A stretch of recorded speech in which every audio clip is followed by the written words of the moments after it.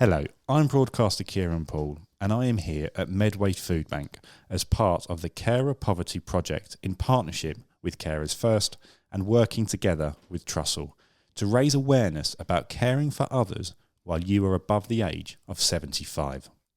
So an unpaid carer is someone who is not employed to care for another person who requires their support. Now I am joined today by Jimmy and Jenny, who care for their two sons, Tim and Anthony. So Jenny, first of all, can you just tell us a little bit about yourself and your sons? Yeah, I'm Jenny. We have two high-functioning autistic sons, one of whom has mental health problems as well as the autism. He has schizoid affective disorder. This is where there are signs of both bipolar and schizophrenia, but it doesn't warrant these diagnoses. It has been difficult to sort out the care for the one with the mental health problems because people with these conditions aren't provided for very well. We had to fight a court case for over 2 years between 2019 and 2021. This was about his care. One of them lives independently with some hours of help, and the other is in a care home. But we still have a lot to do with them and act as an advocate for them when necessary. I also class myself as a carer for my husband, who has developed health problems in the last 3 years. And Jimmy, if we just pass the mic quickly to you, just to say hello to yourself. I'm James Davey, a carer for Anthony and Tim, our best friends. The thing is that it's been a long journey. This started on 1982 with Tim being diagnosed with autism. We only found out about autism because Tim had a bad asthma attack and he had to go into the hospital. And when he got there, he was put on a nebulizer. Within a quarter of an hour, he was okay. It kept on being under their feet, and they said that there was something wrong. This happened about 3 times, and then they said, well, we've got to look into that. And they passed it on to the school, and the school was come out with, he'd come in, and all he'd done was he picked up his stickle bricks and played with them. And then what he did was that he wouldn't let go. So they said, there's something wrong. It was picked up by a social worker, and she worked in America, and she realised that there was some sort of autism. So what she did was she looked around for a school for him to go to. She went round and she found a lovely school in Gray's End called the Helen Allison School for Autistic Children. And the headmistress was Wendy Brown, and she came down, and when seen Tim, he had autism, and she would love him to be at the school at Gravesend. We didn't know anything about autism. She gave us what to expect from him, and was very basic. And what he's done now, he's been there for since he was 19, and he's got a friendship with his two friends with him all the way through, and now he's fantastic. He's doing lots and lots of things that they didn't think he could do. Fantastic. And back to you, Jenny. Yeah, you said about 1982. So that's how it started. What's something about being a carer that people just don't realise?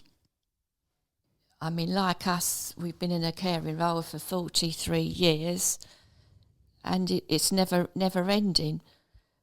You know, we were caring for children, and then they become adults. So you're caring basically till the day you die. We've had the problem at the moment, a big problem with the younger ones' care. We thought that we had things settled, but I've come to realise that we're never going to have that peace of mind. And I find this upsetting. I don't think people realise the case, all right, we've got them in care, but we're still advocating for them all the time, and it's never ending, really. And the other one was Anthony.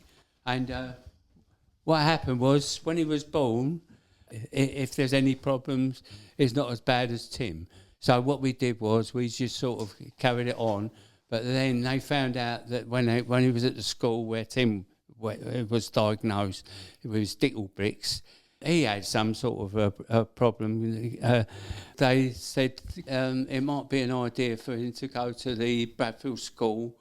We didn't think it was that bad, but then he went through the school. He done quite well. He was fantastic at art. And then what happened was, when he was 19, we decided he's got to go to the art college. And then he went to the art college down at Chatham. And what happened was, we didn't pinpoint that he had been bullied until the last, 3 months. And then we found out that he's been bullied by the pupils. So what we did was we went there and had a chat with him. And it was too late, really. But when he finished the course, he passed the course. But then, after he had to start going back, he had a nervous breakdown. And then we started finding out there was lots of problems with his maybe autism and everything. It started. And Jenny, obviously, you know, they're your sons. What is just, if we can pinpoint, using the word Jimmy said there, pinpoint one thing you just absolutely adore about them? Their sense of humour. They are so funny. They don't always realise they're being funny, but they've got completely different sense of humour. Tim has got a silly sense of humour, like his dad, and the other one has got a very dry sense of humour. Jimmy loves it because he can be silly with them, and then, you know, they take it and sort of join in. Excellent. And now I know, Jimmy, you were an engineer. So if you can have if we pass the mic just for Jimmy for this one, how has being a carer affected your work life or your career plans? Well, I've had lots of different jobs, being in engineering, working in paper mills and what have you. And then we went to over to the electronic side, bulbs and things, bulb making company, Masonette. And the thing was that as I was an engineer, it wasn't well paid. It wasn't. We didn't have any health pay. It was a good job. I was in good health all the way through these 40 years until now. And when Anthony had problems with his psychiatrist or other things, Tim had problems as well. I had to come off from work, and they didn't like it, me going, but I said, do I have to go? So I didn't get paid for it, and they just took the money off of me. Would that happen quite regularly? Yeah, well, yeah. I mean, say every couple of months, it would happen, you know, and it might not happen for a little while, and then it'll start again. But that's it, you know. How did we survive? I don't know. But that was after the 40 years of, you know, after them. They're good kids, I tell you. Brilliant. And Jenny, what about sort of your work life, your career plans? Well, because Tim was diagnosed when he was 5, I wasn't planning to go back to work, when he was 5, but I didn't have any choice. I never went back to work at all from then, because the other one started having problems as well later on. I mean, Anthony was diagnosed when he was aged 20, so there was 20 years with Tim, and then there was a brief period. I thought, oh yeah, we've got some sort of life of our own. Oh no, he started having problems. So basically, we've had to have one wage, which we've managed on. We did have benefits, like the carer's allowance, attendance allowance, as it was called then. But the thing was, nobody told us anything about these benefits, so there was a gap of some years before we found out that you could have them. I mean, he was at school. Nobody at the school told us. Anybody, like a medical person or social services, we just didn't know. So, as I say, at times things were difficult, but we managed all right. He went into the primary hospital in Keston in Bromley, and they would give us 6 months, and then he would be out on his ear hole. So what happened was there was Milton Park over at St Neots, and they said that they would take him and they'd keep him in there and see what they could do for him. So that's what happened. It's in Cambridgeshire and it's 100 miles. So he went there. We've always made contact with him. Every month we went up there. We didn't get paid or anything. And I assume you didn't like fuel costs as well, travelling 100 miles, did you? At the moment, 30 quid. Okay. But the thing was, some way along the line, Medway cancelled it. So we had to go up there and see him without any money. And then with all the meetings we went to, that we didn't get paid for that. And, there's a lot of argy-bargy about him being, what he is. He had autism plus learning difficulties, and they were trying to sort of say, they didn't quite know what to, to batter between the two. Well, one would say that was a problem, and then they say the autism was a problem. And so that's what happened.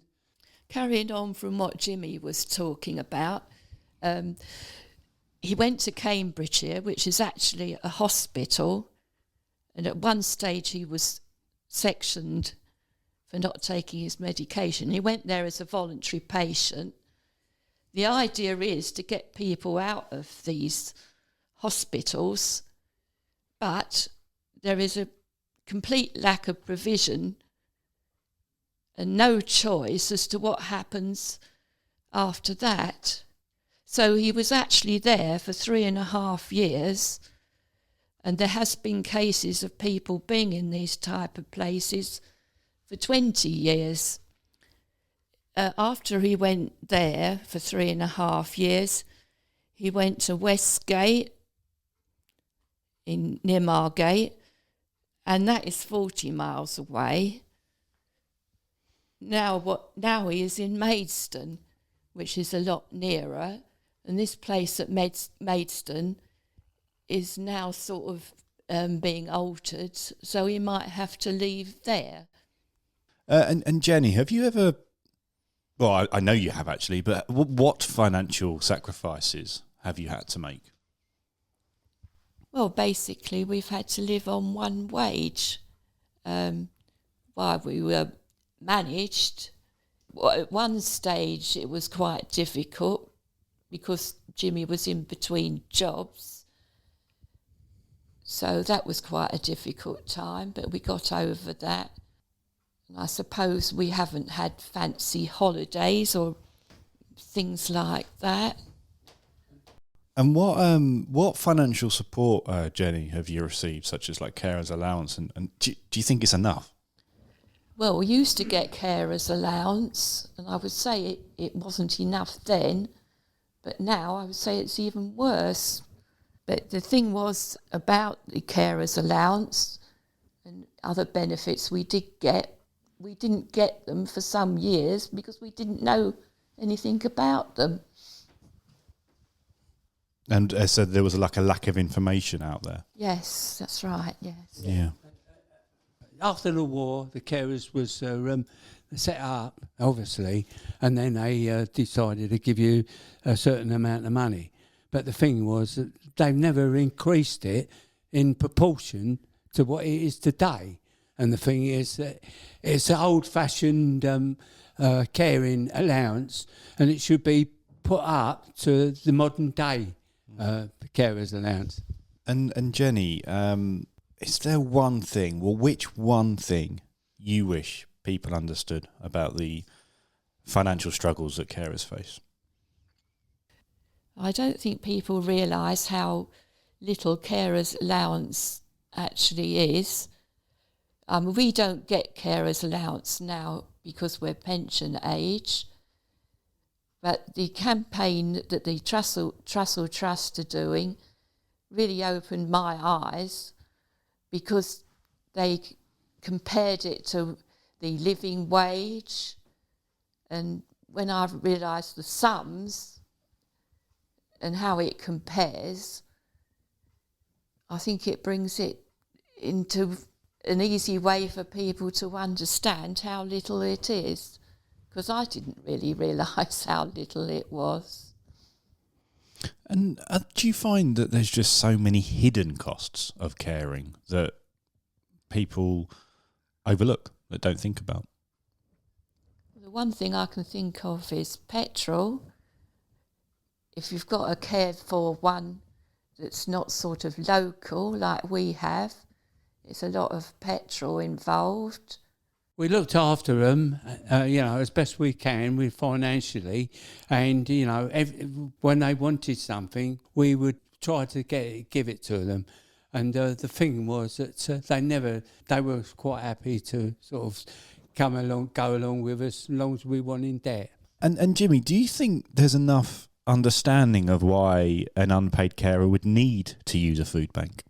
Well, the thing is that we've been carers for 40 years, and this didn't, come up, because we've financially sort of worked out all over the years and got things sort of settled, and then we looked at what carers are getting, and it's not adequate enough. And the thing is that they've got to be looked after, because they put so much for the country that they need to be provided for, and we would love that. But as I say, we are elderly, and we're not in that sort of range. But there's so many younger people who need that care, and we want it. It's got to be done, and it's got to be sorted. And have you ever been able to access any help, like grants, benefits, advice, or financial support from charities, either of you? Well, no, not really, because what's happened is I'm going along with the family, sort of income, family, everything was sort of well managed. I mean, I've got a missus who's quite manageable, and I think we need to get Jenny's opinion on that. But I mean, over the years, we see these people with these flash cars spending £35,000, and there I'm going along with a little Morris Minor or a Nova, and getting it a second hand and costing £300. We managed to get that and do that. That's why they're in debt half the time, and they don't realise it until it's too late. And Jenny, if you could just change one thing about the financial support available to carers, what would it be? I think the carers allowance should be increased. That's why I'm supporting the Trussell Trust campaign. And would you have any advice for another carer who is struggling financially? So I know, Jimmy, you've talked about debt, but yeah, what advice would you give? There is help out there, such as Carers First. During this campaign that the Trussell Trust are doing, I know that the council were interested in setting up a hub one place where you can go and get all sorts of advice. And I think that's a very good idea, because at the moment it's all over the place. There is help out there, but it's all sort of run by different people and quite sort of fragmented. So I would really like that to come to fruition. So I think that's a very good idea. And is there anything else either of you want to add? We've stuck together all these years. over the, ups and downs. And the thing was that we backed each other, and that's the main thing we can do. I would agree with that, actually. Lovely. Well, Jimmy and Jenny, thank you so much for joining me here today. Yeah, thank you. Yeah, thank you, yes. And that was Jimmy and Jenny who care for their sons Tim and Anthony. And we've been recording this at Medway Foodbank. Thank you.